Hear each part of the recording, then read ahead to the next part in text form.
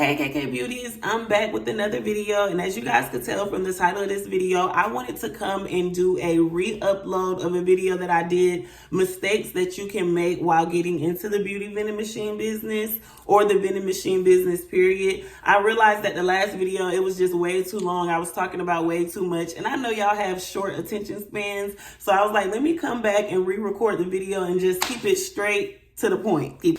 Okay, so the first thing that you want to make sure when you're going to buy vending machines, especially if you're buying used vending machines, you want to make sure that the machines work. You don't want to buy a used vending machine and the owner can't show you how it works or make sure that it works. I ran into people that have this problem a lot. They're buying used machines and they don't work. So you do want to make sure if you're buying used, make sure it works. Make sure you have your new credit card system set up and everything like that. The second thing is never agree to put your machine in a location where you might not be able to afford. Because I know a lot of property managers will probably come at you with like $500 or $400 a month, which I feel like is totally too much to have a vending machine. You want to make sure you let them know that if your machine is not being used, if it's just sitting idle, that it is not using up electricity. Because a lot of people will come at you and try to say, oh, it's going to run up the light bill and stuff like that. But if your machine is not being used, it is not using electricity.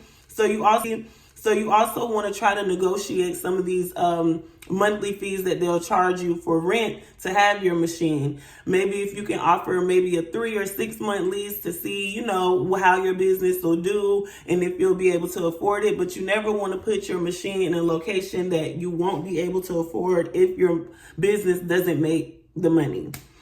So that thing you want to make sure is that wherever you put your machine, you want to make sure it's in an area that has security, whether it's a physical security guard on site or whether they have cameras. You don't want to run into an issue where people are unplugging your machine or vandalizing it or maybe even steal it if it's in an outside location or open location. So you want to make sure you have some type of security around your machine. You don't want to just put it in the area where it can be unsafe for your business. Make sure you do is keep track of your inventory. You want to make sure you're keeping track of your inventory just so that you can know what's selling, what you should restock on and what you shouldn't restock on. Also, so you'll know how much you're spending and how much you're making. You typically want to make back double of what you're spending on your inventory, so you want to keep track of that. I also just recently had an issue with my machine where it was accepting the cash payments, but it was giving away products for only like $5 and it cost $10. So I wouldn't have been able to catch that if I didn't know exactly what was already in my machine before